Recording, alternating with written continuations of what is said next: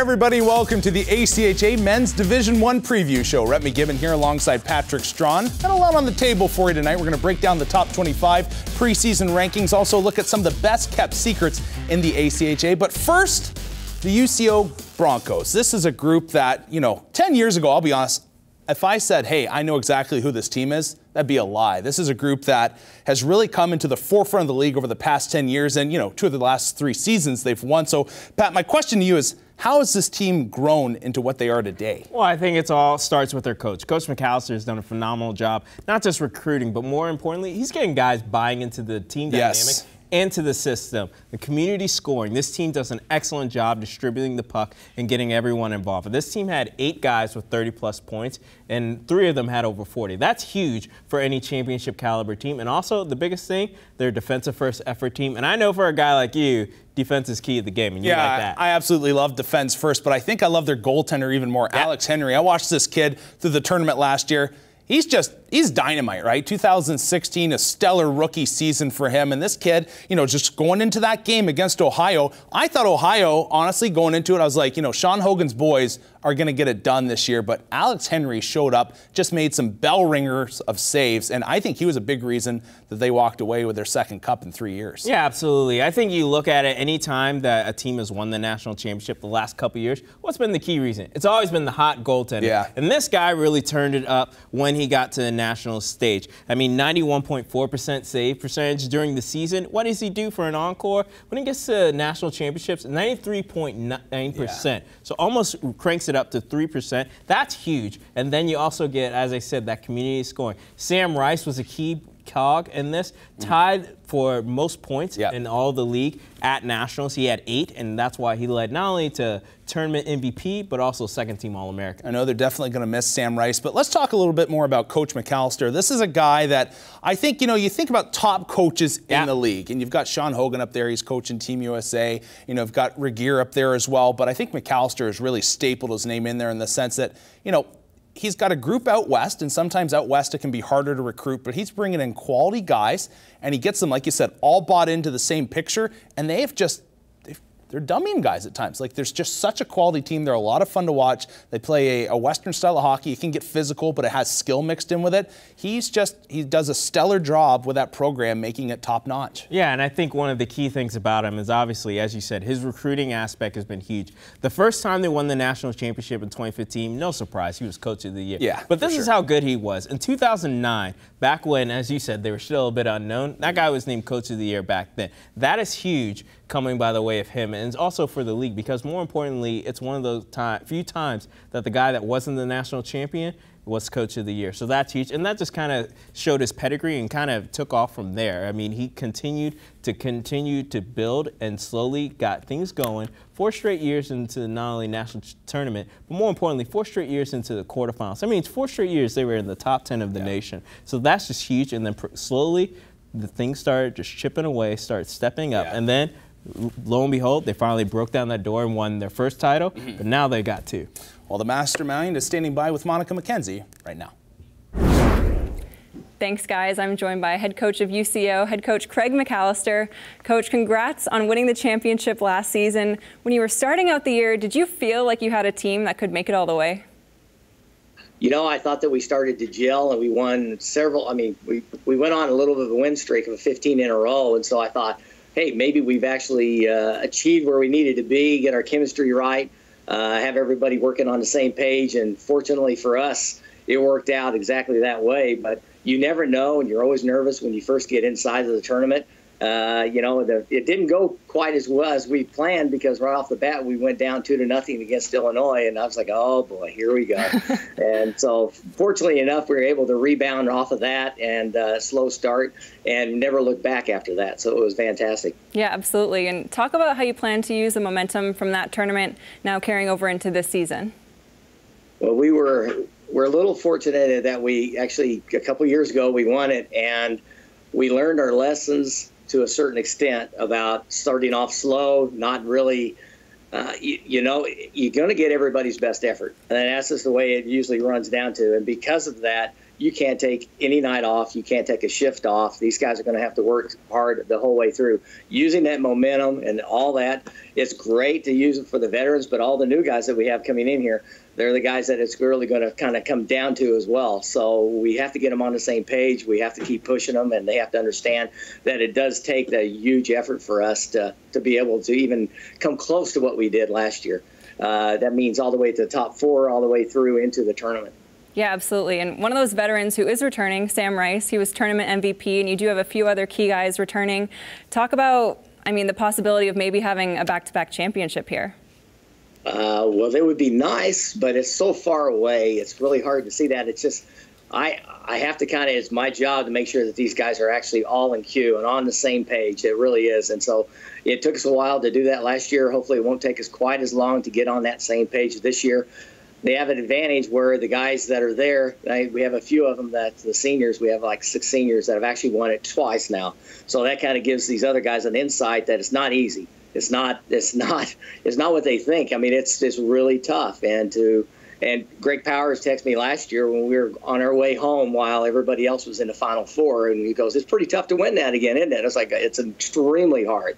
And so it's like, what you plan for and what you get sometimes are 2 different things. But as long as everybody is giving it their best, as everybody does give me their best effort, everybody is focused, then that gives us a chance. And that's really all you can ask for, is just a chance to be able to do this again.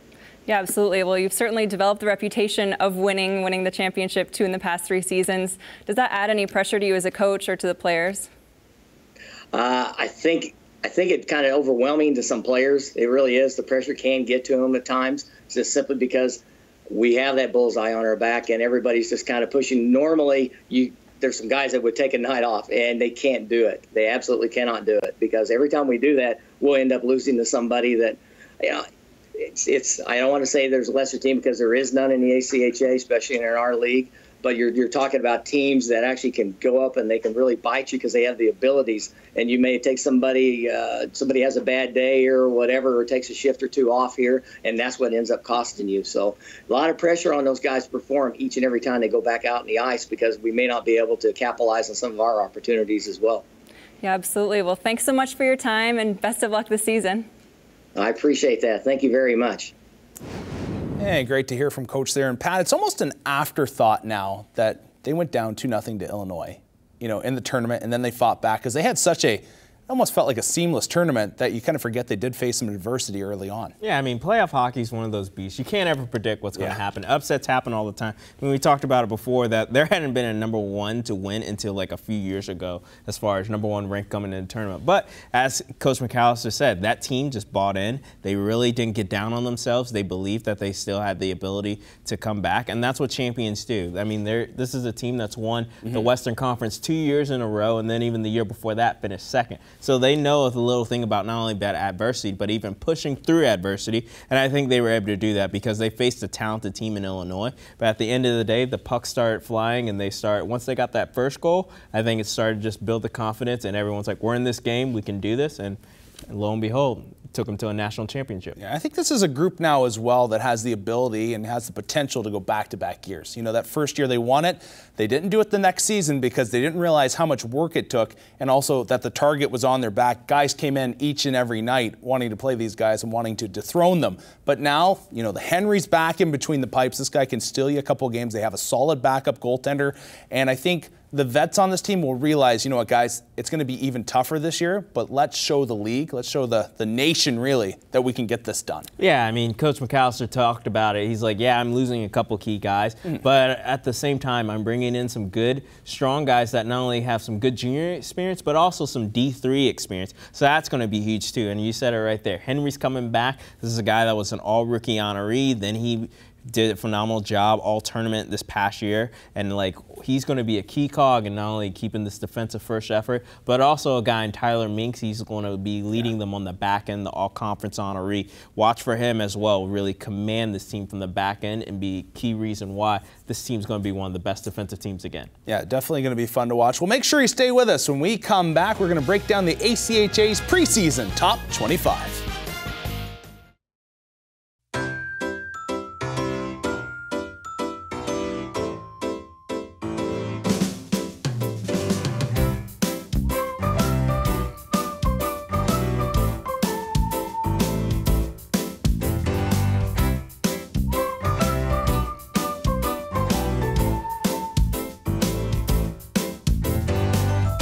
some things become traditions. Thank you for making yours Foster Fuels.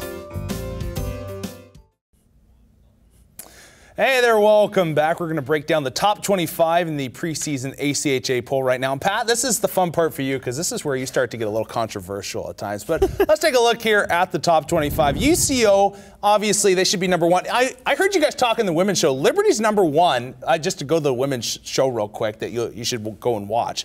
They're number one, and Miami of Ohio is number two, and Miami of Ohio won the whole thing. That's just a joke in my opinion. But anyways, all right, Ohio at 2, Minot at 3. You can kind of take a look at the list there. But Pat, is there any surprises for you in the top 10? No, I don't think so. There's any surprises. And the difference between why UCO's number one and Miami was the number one is because they returned a lot of people, right? Okay, Miami lost a lot of their big guns. So it's a respect thing, in my opinion.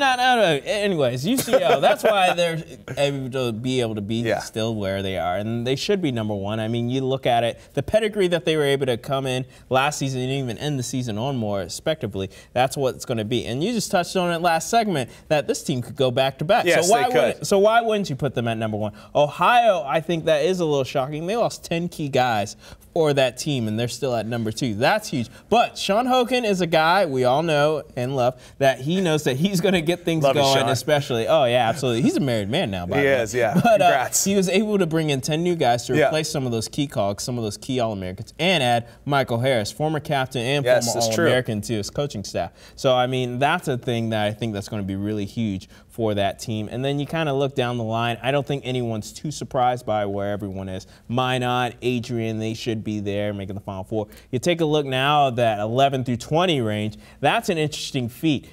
More so particular, Jamestown at number 17. This is a team that was number 8. Don't give away too much on them right now, but yes, go ahead. This is a team that was number 8 last year going into Nationals. Yes. And because they couldn't go to Nationals, they bumped all the way down to 17, which I think is a little bit of a shame. It's a bit of a rip-off. Yeah, because they should be able to be fake news. Yeah, they should be able to, I think, be at least higher. They should probably be in that 11 and 12 range, actually. Yeah. No offense to ASU and Colorado.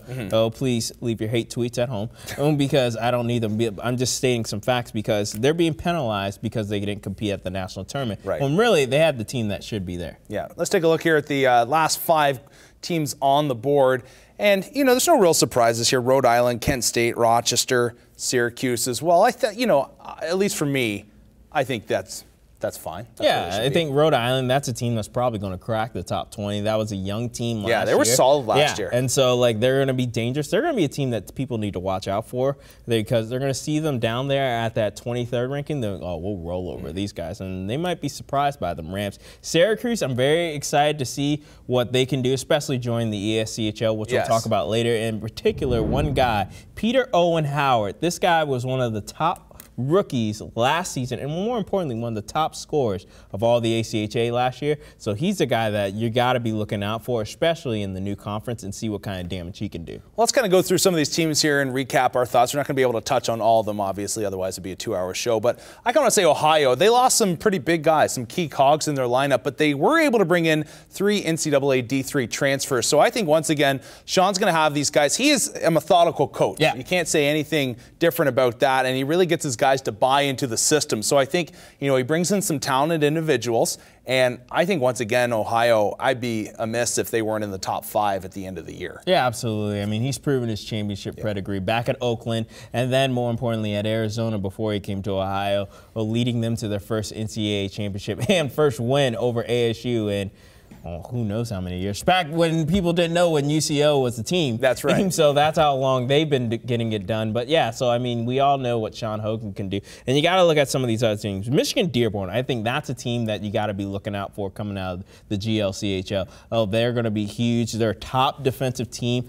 Big guys up there, like to lay the lumber and definitely lay a lot of shots from the point. So expect some big things coming from number 7 as well. You jumped over a team I'm curious about, and that's Iowa State. A couple years back, we said they had the best recruiting class in the ACHA, and now those guys are juniors and seniors. So this is a team that played really well last year. They actually lost to UCO in the tournament. So I think this is a group that can, you know, when you're coming in at number 5, you're not really an underdog, but I think this is a group that's going to make some serious noise this year. And if they won the Murdoch Cup, it wouldn't at all surprise me. A very good group there. Yeah, the Unglam brothers are the key factor for them, as they've been kind of headlining that team for the last couple of years. They're going to be definitely key. And as you said right now, a lot of those guys were rookies and sophomores the last couple of years. So now their key cog is going to get things going. And that's going to be huge, I think, for them. And as you said, right now, you got to wait and see, because obviously playoff hockey, you never know what's going to happen. You never do know. Let's touch on Lindenwood, Pat. You have a love-hate relationship with them in the past, but my feeling is when you have Coach Zombo behind the bench, anything is possible in life. Absolutely, and you know what? Me and Coach Zombo, we're like BFFs. You're like buds? this right now. Okay, so like obviously he understands what I'm talking about, and like when they won the championship, or a couple years ago when they finished runner-up, this is a team that actually they didn't have any dynamic scores, and what I mean by that is they didn't have any guys in the plus 35 points range. Yeah. Just a good, hard-nosed, blue-collar team that really laid the lumber, as I said, laid the body, and also community scoring. That's the name of the game, and that's what I've been preaching, especially when it comes to playoff hockey. So you got to really look at that, and that's what I think they're going to be able to do. And they'll be one of those teams, again, that you got to really look out for this coming season. Move down the list to number 12, Colorado. This is a team in a very tough conference league, whatever you want to call it, the WCHL. They're battle tested. They're ready. They won some big games last year. Is this a team, in your opinion, that can kind of crack the top 10 and make some noise? Absolutely. Colorado was my team that I thought were going to be in the Final Four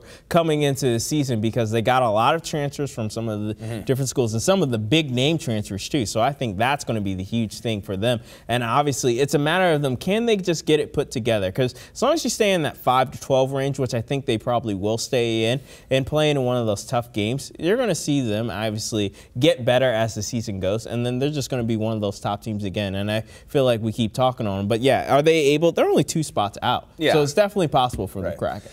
A team not on this list, not in the top 25, actually Alabama, and we had the pleasure of watching them this past weekend. This is a team that I think, I'm honestly sure, I'd put money down on it, that they will be in the top 25 before the year's out. I think they can even go their first national. A large part of that is their goaltender, Jesse Gordichuk. This is a guy that came into a pretty tough building, the Hay Ice Center here in Lynchburg, and really stole the show on night one. And he's a big guy. He moves well. He played NCAA D3 as well. A Penticton native. I always love my Canadians. Everybody knows that. So this guy, he stops pucks, and it was through traffic. He was getting redirects, and he was stopping them. His rebound control was sensational, and I think if he can provide Alabama, who overall, they don't have, I would say, a superstar on their team, but they have some depth, and they can put the puck in the back of the net. But if he can backstop them extremely well like he did in that first game, and they can clear out the trash on the rebounds, the second attempts, this is a team that I think can, I don't know if you want to say surprise some people, but this is a team that will squeak into the national tournament. Yeah, absolutely. I think because when they came into the league last year,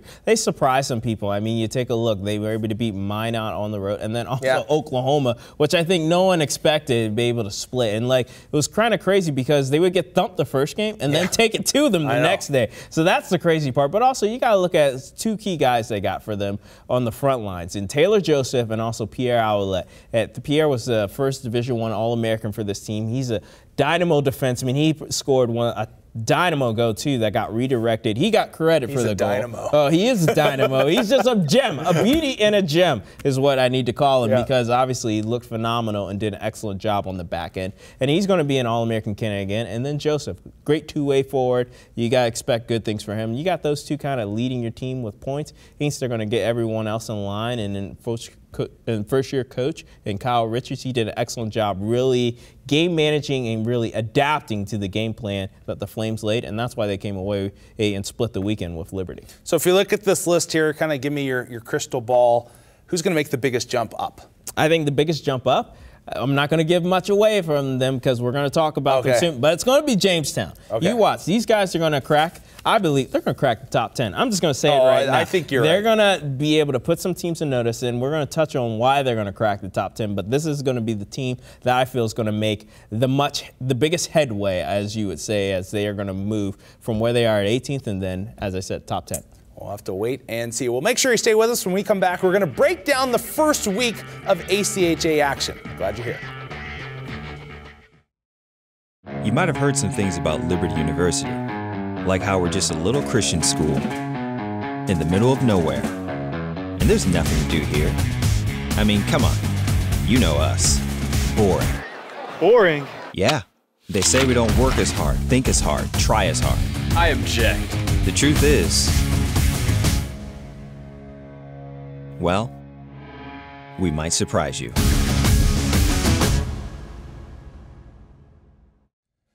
Glad you're still here with us. Let's take a look here. Week 1 action. Always great when hockey's back in town, especially ACHA action. But, you know, you and I were looking at the scoreboards. We broadcasted the Liberty game together. And on Saturday, we were like, what? UNLV beat ASU? And they did it. They did it twice. I mean, they were able to just be upset Kings. And not only did they beat them, but they beat them in Oceanside Palace. And that's a hard thing to do, be able to come in the ASU, who's number 11 right now, and be able to beat them. And you know what a key reason is? Joe Kaspitsky. This guy, 2 goals. I know I butchered his name, but you'll get it. 2 goals in the first game. Next night, what does he do for encore? 2 goals again and an assist. And then also their goaltender. He did a phenomenal job. 94.4% save percentage combined for both days. That guy saw a lot of rubber all weekend long, and he was up to the task. Really one of those games where the goaltender stole you a victory, and he was able to do that for him.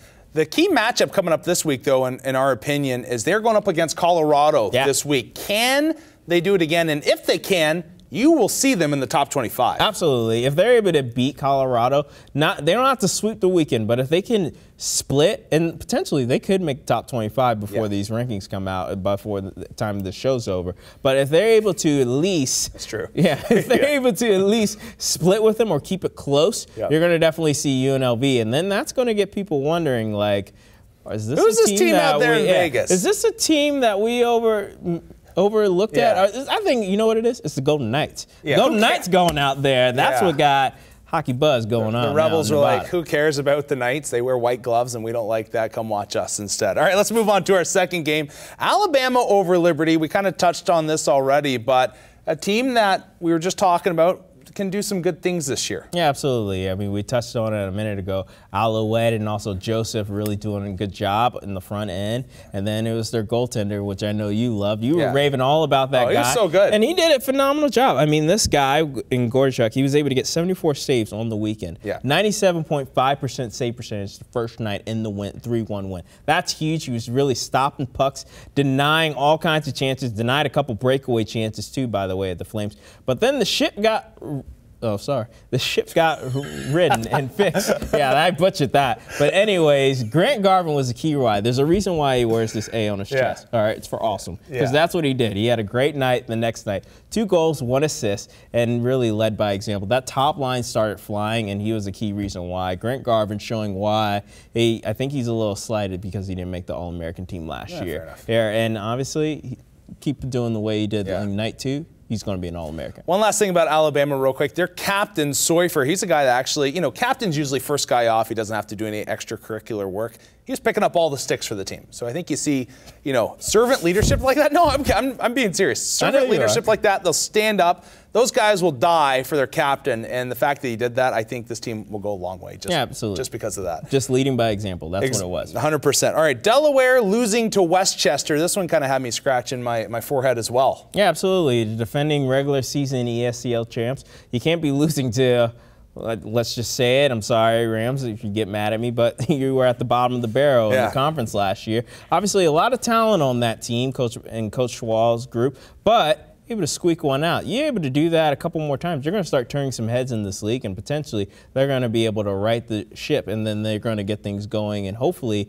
not only go above 500 this coming year, but maybe even crack that top 25 before it's all done. Yeah, and Brandon Colgan had a quality game for them the first night, stopping 32 of 33 shots. The next night, 34-38, but that was still a 90 save percentage. So their goaltender for Westchester, once again, a lot of it so much in this league comes down to goaltending. And if Colgan can keep putting up numbers like that, this is a team that once again can be, honestly, I hate to say it, I don't know if they're going to be a top 25 team at the end of the year, and that's no slight against them, but you know, it's a team that I think can ruin the hopes and dreams of others throughout the course of the season. Absolutely. They could make some upsets and really definitely keep some teams coming out of the national championship or making their way. And then even tournament time, they could get hot and become the tournament champs the way Liberty did this past year, dethroning Stony Brook, who had won that conference tournament 4 straight seasons, which is definitely huge for them. But let's not just talk about the goaltenders. You talked about some hot goaltending. Let's talk about some hot forwards as far as Minot State taking it to Oklahoma. They were able to not only win game 1, but the next night they laid a thumping on them, beating them 6-1. Key reason for that is the dynamic duo of Lyndon Lipinski, 2 goals and 2 assists, and also Shane Schuster, which you talked about. This guy had 6 goals last year. This guy came away with 5 points in that weekend alone. That's huge for them, getting scoring from one of your bottom end guys, and now he leads the team in points. Yeah, can this guy do this all year long? That'll be a good question. But, Coach Regeer's team always seem to have depth of scoring, and they play a quality game, a speed game as well. It's just one of those teams that you love to watch. Yeah, like Minot State, one of those teams you love to watch. The fact that they can hit, they can bang bodies, and they just do so well. And they're another team, like no question about it, unless the train absolutely falls off the rails, they'll be in the top 5 at the end of the year. Absolutely. I mean, this is a team that consistently finds their way not only into the quarterfinals, but more importantly, they find their way into the Final Four. I think if they keep doing that and keep playing the way they have been playing over the last course of the years, you're going to see good things come for them again this coming season. Well, make sure you stay with us. Much more to come. You're watching the ACHA Preview Show here in Lynchburg.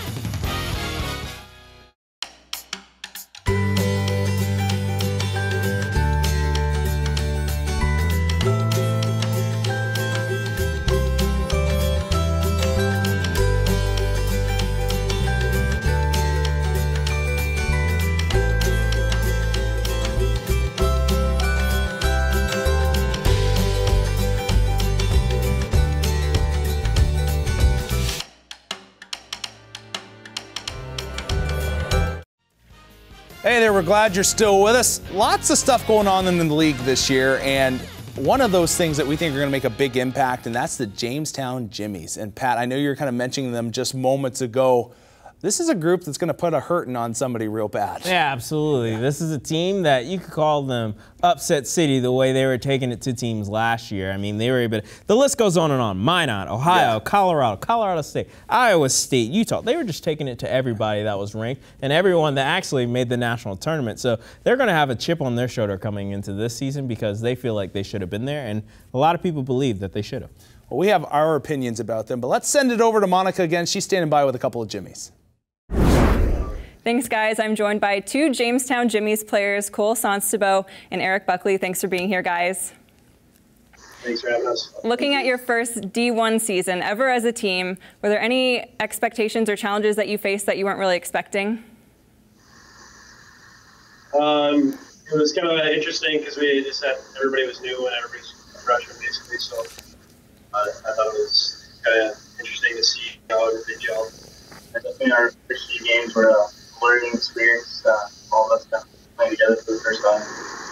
Yeah, and last season you were able to upset some top-ranked teams. You had a great year, finished ranked 7th. So if that's any indication of how things are going to go this season, you have some pretty high expectations to fulfill. Yeah, I agree with that. We definitely seem to have a target on our back, ranked. So I just think since most of us are sophomores, just trying to stay away from the sophomore slump. And say you were able to compete in nationals last season. You weren't able to because it was your first season in the league. Do you think you could have gone all the way and possibly won the title? I think it would have been it would have been interesting. Hard to say if we would or not, but I think it would have been interesting. And Cole, you were actually playing on Minot before you transferred to Jamestown, and you were able to upset them last season. What was that like, being able to knock off a top-ranked opponent? It was actually pretty good, but we had a lot of games between them too, so one isn't enough, obviously. So, but it was good, yeah. And looking ahead to this season, what are your expectations for the year? I'm expecting definitely top 5 in the rank, going national. Stuff there. Yeah, I agree. I think we have a good group of guys, especially 4 guys who do it. Freshmen, I believe, so just making sure everybody's ready. All right, well, thanks so much for your time, and best of luck next season. Thank you. Thanks for having us. Well, thank you, Monica. Pat, you said top 10 for them this year, but you hear them say we're going to be top 5. Oh, well, I mean, they're not going to lie. I mean, community scoring is the name of the game for them, and they've done a phenomenal job. Also, another name of the game, defensive first effort, which leads to the community scoring. This team had at best 6 in the ACHA as far as defensive scoring, allowed 6th least amount of goals all last season. That's huge. And as I said, they were one of the teams that were in that top 10 before Nationals happened. And I think, as they said, if they had been able to go to Nationals, they would have definitely made it interesting. I like looking at the makeup of these teams. And for the Jamestown Jimmies, they've got 26 Canadians and they have an Aussie. So you have to be on their side just because of that. But no, it's a group that I think it's just built, you know me, and I like the North American game. I like it rough and physical, and I like just grinding it out style of hockey. Just say you like the Canadian. I do, and everybody knows that. Don't say North American. Don't say it. Oh, Minnesota guys are good. We got one Liberty here, Brock Thompson, quality guy. But I just, I like that more of that style of play, and I think there's a group that does it. When you get a bunch of guys from Saskatchewan like they have and whatnot, Manitoba, a lot of guys play in the MJ. These are guys that have been battle tested, battle worn. They've played in difficult games for championships, and they've played hard minutes, and like a lot of guys in the North. And I think that just this is a group that as the year goes on, they're going to keep getting stronger and stronger. But when it comes national tournament time, I think some teams are still going to be like, who's this Jamestown group? And all of a sudden, they're going to know when they're knocking on their doorstep and they send them home in the first or second round. Yeah, I mean, this is a team that had 19 wins last year, so, I mean, you definitely can't sleep on them. 13 of them against quality ACHA Division I opponents. Yeah. And as I read the list a minute ago, a lot of those opponents were at the national tournament. So this is a team that's definitely chipping at the bit to be able to find their way and be able to make it to the national tournament. And you guys watch out. They're going to make some noise for sure. Yeah. Let's go to a team that actually has won a national championship, New York University, going from D2 to D1. This is a group I'm really curious about. They're going into the ESCHL. How well are they going to perform in their first season? You ask anybody, some people think they're pegged to win it because of the caliber of team and also caliber of coaching they have. This guy's a 2-time Coach of the Year at the Division II rank. So, I mean, a lot of people are pegging them to win. 2 titles in the last 3 seasons, and also 4 straight chips to the national championship at D2. Yeah. That's huge when you can think about all the things that they had to do and the way all the chips had to fall. I mean, this team has won 20-plus games over the last 4 seasons, too. So this is a team that also knows how to win, and as you like to say, plays that North American style of hockey. I think one thing I like about the fact that their schedule, it's very East Coast based. They're not traveling all across the country. They're not going to get worn out, and they're staying pretty close to home in their first year here, this transition year to ACHA Division I. So I think that itself is in their favor because there's no long road trips. It's not like they're going out to Oklahoma and wearing themselves out that way. A lot of their travel is right around the eastern seaboard. Yeah, absolutely, and I think that's going to help them too. And obviously right now a lot of people are even noticing how good they are and what kind of caliber team they are. But even more importantly, as I touched on it at the women's show, it's just good when you get a school like NYU and also even Syracuse, they're joining the ESCHL, a big name school kind of being able to make their mark, and then kind of it helps elevate the league because more people gets more notoriety, people will get more familiar with it, and then they're like, oh, actually there's quality hockey in the ACHA, and NYU are one of those quality teams moving up from D2 to D1. Well, let's hear from their head coach. He's standing by with Monica McKenzie. Thanks, guys. Joining me now is Chris Constantino, NYU's head coach. Coach, you won the D2 championship twice in the past 3 years. How are you able to establish such a winning atmosphere around your team? Well, it took some time.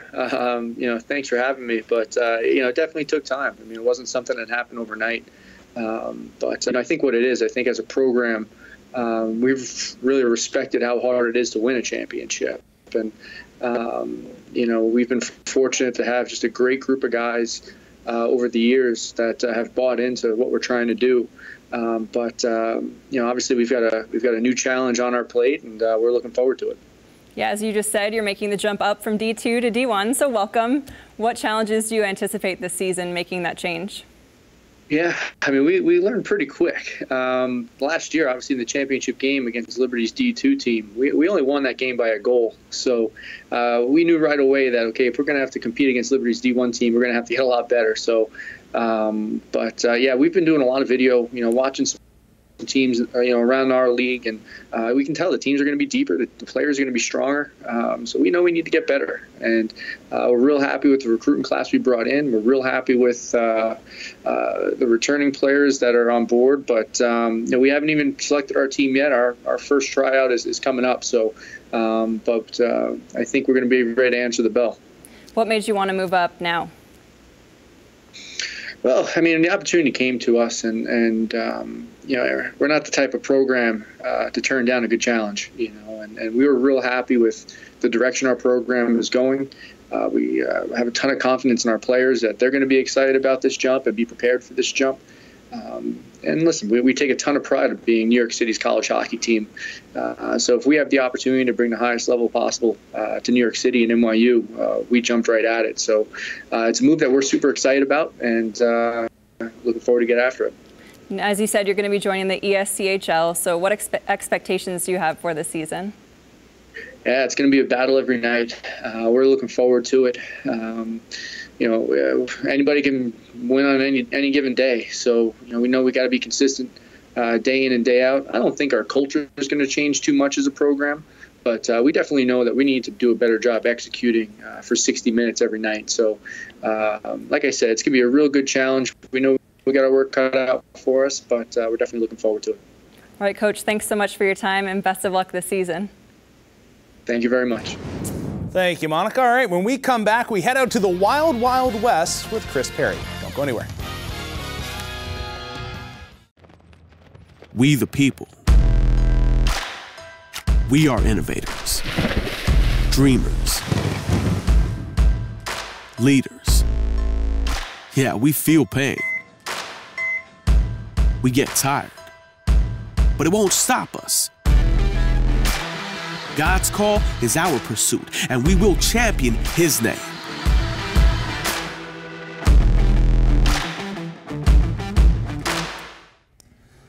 Glad you're hanging around with us. I think the one thing's for sure, and Pat, when we talk about the WCHL, you and I really both don't have a 100% clue of what's going on out there, just because it's so far away and it's later. I don't want to stay up till midnight trying to figure out what's going on. So, would you agree? Yeah, I think it's kind of like the Pac-12 in football. Yeah. I mean, no one ever stays up, and so you're seeing a lot of high-end quality talent that really is going unnoticed, because by the time they start getting things rolling over there, everyone's off to bed, and because the games on the East Coast are all completed and everything. So, I mean, this is a league, though, that arguably is one of the toughest leagues in all of the ACHA. 6 teams were able to crack into the top 25. All 6 actually cracked into the top 20 as well. So this is a team that's actually getting things done, and arguably 3 of the last 4 national championships have come out of that league. Well, fortunately, we have a guy hanging around that can kind of give us an in-depth look at the WCHL. It's actually the commissioner, and he's standing by right now with Monica McKenzie. Thanks, guys. Joining me now is Chris Perry, the WCHL commissioner. Now, not only are you the commissioner, but you also have a podcast. Tell me what the best-kept secret out west is. The best-kept secret out west, besides the podcast, is the fact that we play a pretty good brand of hockey out here in the West. I mean, geography is not our friend, so we have to travel long distance to get to where we go. But we have 8 great teams out here in the Western Collegiate Hockey League. And they play a really good, strong brand of hockey. Is it easier to get recruiting players from BC and Alberta and Saskatchewan because you're so close out there on the West Coast? Well, I don't know if it's yes and no. I'll say, Monica. It's easier because they're used to traveling long distances, and they're used to the Western, the United States. It's very much like Western Canada. But it's also easier because we can go through all the different time zones. We're not just limited to, Eastern time zone. We can start recruiting at, 5 in the afternoon until midnight. And we're, all the way to the Pacific time. So we have a lot of things going for us out here in the West. Yeah, and when it comes to growing your conference, what do you look for in potential expansion teams? Well, our conference is based on the idea of travel partners. Teams that are close by, our league is built on the concept of travel partners. 2 teams within an hour or an hour and a half, about 100 miles of one another, to keep travel costs down. And in order to do that, we're looking for some proximity. We're also looking for brand names because we have 8 fairly big names: big Oklahoma, Arizona, Colorado, Arkansas, and we're also looking for quality of play. And lastly, tell us about your podcast. Give us a bit of a shameless plug. Tell us what it's all about. Well, the podcast is a lot of fun. It's me and a lady here in Oklahoma City. Her name is Linda Donnelly, and Linda doesn't know a whole lot about hockey, but she has an attitude and she loves the game, and so I just like to give her grief. The kids that play ACHA hockey deserve more publicity than they're getting right now, and so it's my kind of weird way of getting some kids on there and having some fun, asking them about playing WCHL hockey, but also, their real life and what they'd like to do after hockey, and also we talk about other things. This most recent podcast that we talked about Godzilla. It's awesome. And what's the podcast called if people want to tune in and listen to it? It's called the WCHL Podcast. You can check it out. It's on iTunes, SoundCloud, Stitcher, wherever you can get podcasts. It's there, and we put it out about once a week in season for sure, usually every Sunday. And once the games get going in earnest, we'll do it on Wednesdays as well. So if you have about 45 minutes of your day that you need to fill in with something, our WCHL podcast is a great. It's a great time. All right, Chris, thanks so much for your time. Thank you, Monica. Thanks, Monica. He said something there. The WCHL has some pretty big names in it, but they also, it's not just big names. Their teams in that conference are legit. And, you said they may be the best conference in all the ACHA. I don't know, because the poor boys in the GLCHL aren't getting much love in the show so far. And they also had 6 teams that made it in the top 25. So let's kind of compare here a little bit. And they actually had 3 teams in the top 10. Yeah. So I think you have to go with the boys around the Great Lakes. Yeah, I think you could. I mean, there's good arguments on no defense to those teams up there playing, especially out of the Michigan area. But I mean, I pose a question to you, Rhett. How many of those teams made the Final Four the last few years? Yeah, that's fair enough. I'm just saying, entire body of work. Okay, he kind of got me on that one. But I think when you get into playoff hockey, you and I both agree a little bit. It's a bit of a crapshoot at times. Oh, yeah, the best of the best get there, and UCO was the best of the best last year. But I think too, there's a puck off a post, and it could be a different story. And I just think you look at Davenport, Adrian, Michigan, Dearborn, Kent's all in there, and Western Michigan's in the top 25 as well. They're a bit lower down, but this is a group that obviously the computer and the league have a lot of respect for in terms of the entire conference. The Great Lakes Conference is probably. It is a top-notch conference. I know I just busted you about that, but yeah, they are pretty solid, and obviously a lot of the All-Americans come out of that conference, and even some of the top players over the last few years have come out of there. In particular, Brad Corbin, who was defending Player of the Year. He's won it twice, and also Rookie of the Year in the same season. He's coming from Adrian. But also, you got to look at the Central as well. A lot of the top teams are from there as well. Ohio's from there, Illinois, Robert Morris, Illinois, Iowa State, Lindenwood. I mean, it's the smallest conference, but all those teams, they're solid teams. Seem to find a way to make it every year back to the national tournament.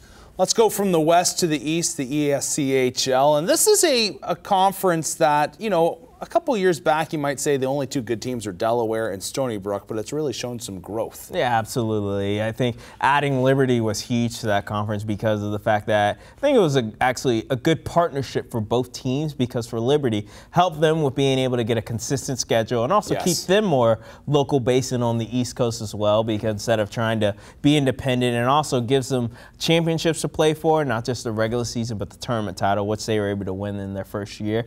And then also, you look at it, they got some good rivalries in there with Delaware and Stony Brook. Even Rutgers is turning into a rivalry. It's turning into a good one. And then obviously, as I touched on earlier, adding Syracuse to the conference, which is going to be huge for Syracuse, I think, playing in a top level. This is a team that's been all over the Northeast Collegiate Hockey League, won it the last 2 seasons. And as I said, they got a dynamo in Howard. So it's going to be cool to see what he can do on, I think, as the competition goes up. And then also adding NYU, as the coach just talked about, they're the pride of New York City right there. And adding them to the conference, I think it's going to be huge. And also, it's going to form a little bit, I think, New York, a little rivalry between them and Stony Brook. Yeah, for sure. Stony Brook, Coach Garofalo, this is a guy that always can bring in quality recruits, so I think you'll see Stony Brook take a step in the right direction again this season.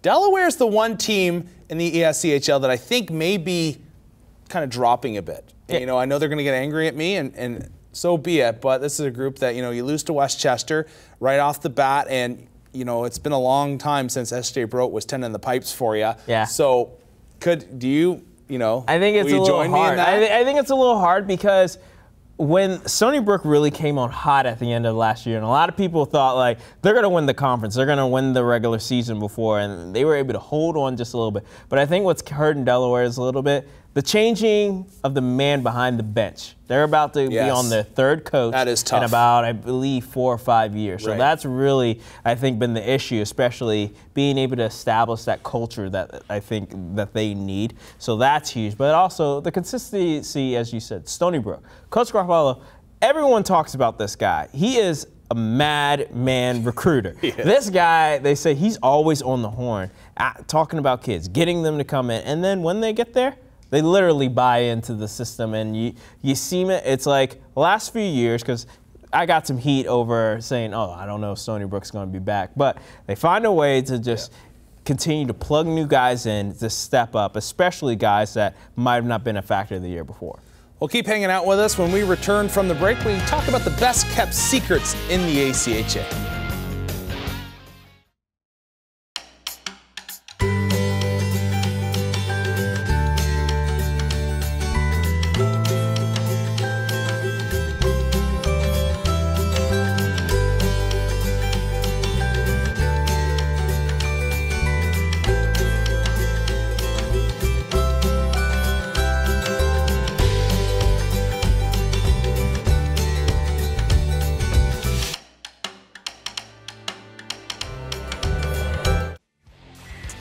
Welcome back. Time to take a look at some of the best kept secrets in all the ACHA. And we're not just talking about teams here, are we, Pat? No, I don't think so. You got actually one of the best kept secrets is here in Lynchburg, Virginia. Yeah, it's called The Bo Show. And what I'm talking about, there's a young man here, Jordan Boshinski. And what he does is he's from Winnipeg originally. He's actually pretty good friends with Nolan Patrick, but he has his own show on YouTube, which is a lot of fun. And if you're just a hockey fan in general, you should check it out. He's met with Dustin Byfuglien. He's got Wheeler on there. Like I said, he's got Nolan Patrick, the #2 overall pick, who's now with the Flyers. And he just kind of meets up with them, chats him up. There was one segment where he's getting puck shot on him from Nolan Patrick himself, and he's just getting smoked by this guy. It was absolutely hilarious. But check it out, The Bo Show on YouTube. A pretty good secret in the ACHA when it comes to media and just having a good time. Yeah, I think what makes that show, I think, dynamic is when you meet Jordan Boshinski, he's one of those guys you can't help but like. Yeah. He's got a great personality and obviously a lively personality for sure. So, I mean, he's definitely going to be, I think, one of the top players, one of the top rookies coming into this year. I think everyone's been raving about him here, especially in Lynchburg. So it's just a matter of waiting to see. But my best keep secret is arguably where is Nationals going to be after we leave Columbus? That's true. The league has not announced it yet, so I'm curious. I'm going to make just a guess. Give me it. I think, you're in Ohio, you're kind of in the Northeast. I think it's going west. You think so? Yeah, I do. I think it wouldn't be a bad idea, especially when we just looked at WCHL. A lot of those teams, they have to travel quite a bit. So, I mean, probably make it other teams travel, and plus, let's get some sun out there. Yeah, I wouldn't mind going to California, being on the beaches. Maybe checking a Kings game or two. Yeah, or or go to Arizona. Why not UNLV? We could use the T-Mobile Center. We're getting a little bit crazy here. Golden Knights. That is a good kept secret. I'm pretty curious when they're actually going to announce that and kind of, just inform the league, because obviously there's a lot of teams that have to make travel plans well in advance, because there are teams that know that they are going to the national tournament year in and year out. And actually standing by with us that knows a lot about the national tournament is the new national tournament director, Russ Slagle. He's standing by with Monica.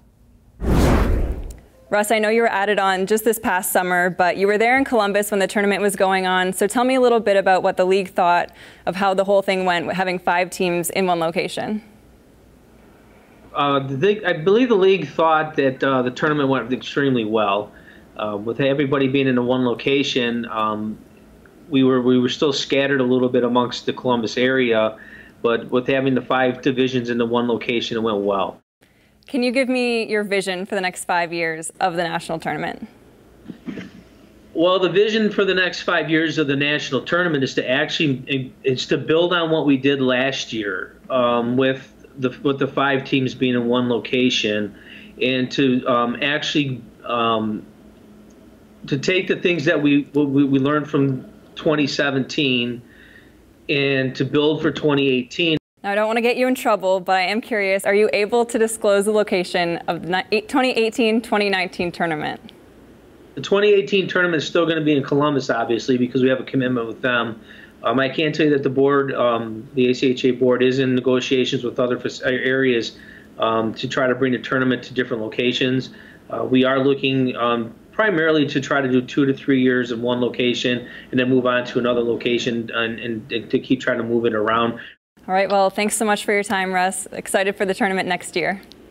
Well, I'm excited for 2018, and then unfortunately, like I said, my work for 2019 will start as soon as the 2018 year rolls around, because it is a lot of work to try to get things moving forward for the 2019 year, and then wherever that's going to be. And I'm really excited about what we have to offer for 2018 and get the things met and the needs that we need. We're really excited for that. All right, well, thanks so much for joining us. We appreciate your time. Well, thank you very much. It was a pleasure speaking to you.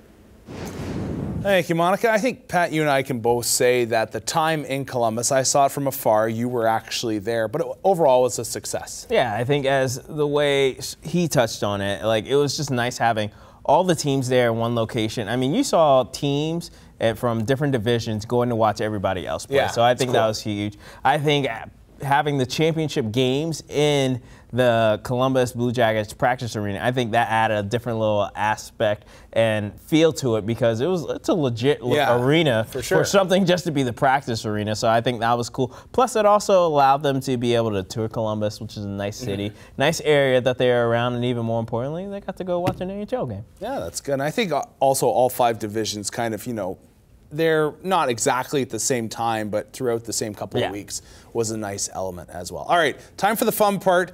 We are going to just list our final 4, and then we'll put a ball on this thing and say goodnight, but I'll let you go first. Final 4 ACHA. Okay, I'll go first. That's fine. Okay. That's fine. I'm confident in my final 4 picks. But okay, go ahead. Whatever. No. All right, final 4 here for me. I'm going to go Ohio makes it back. I think Sean Hogan and the boys, and also they got those beautiful new sweaters that they're wearing this year, I think they got a chip on their shoulder. I think they're going to be back. Minot will be there as well, along with UCO. I'm not going to say they're going to be back-to-back champions just yet. And then I think Davenport comes into the picture. I got to give my GLCHL team some love. I love what Phil's doing there. I like the speed that team has and the element of grittiness and skill that they bring together. And it's not a bad Final Four. Okay, thank you. It's going to be the wrong Final Four. Get that out of here. I'm going to tell you what the Final Four is. I agree. I think UCO is going to make it back. The Broncos are going to do a phenomenal job. Henry's going to be a key reason why, when we touched on it. Goaltending's got to be the key, and he's going to be arguably one of the best goaltenders in the league this year. I had a tough bet between this team, because I was thinking Minot, but I had to change it up. I got to pick Adrian, one of the top scoring teams in all the league the last couple of years, having Brad Corbin in the mix. When you got a dynamic playmaker like him, you can't count them out. Jamestown, like I said, they're a defensive-first team that leads to the community scoring. They've improved it last year in their first year. They're only going to get better in their second. And then the last team, it's got to be the Cyclones of Iowa State. There we go. They're going to get everybody excited out there. Hope so. You know what I mean? Moving bodies like cyclones. That's how the fans are going to be jumping up and down. I think they're going to be able to do well. They're going to make it back, obviously, to a tournament, but more importantly, they're going to make it back to a championship game. Potentially, they might be able to right the ship and win their second title. Well, it's definitely going to be fun to watch the ACHA this season. Well, hey, I want to thank everybody behind the scenes that you don't see. Thank you for all their hard work and input. For Patrick Strawn and Rhett McGibbon saying good night and God bless.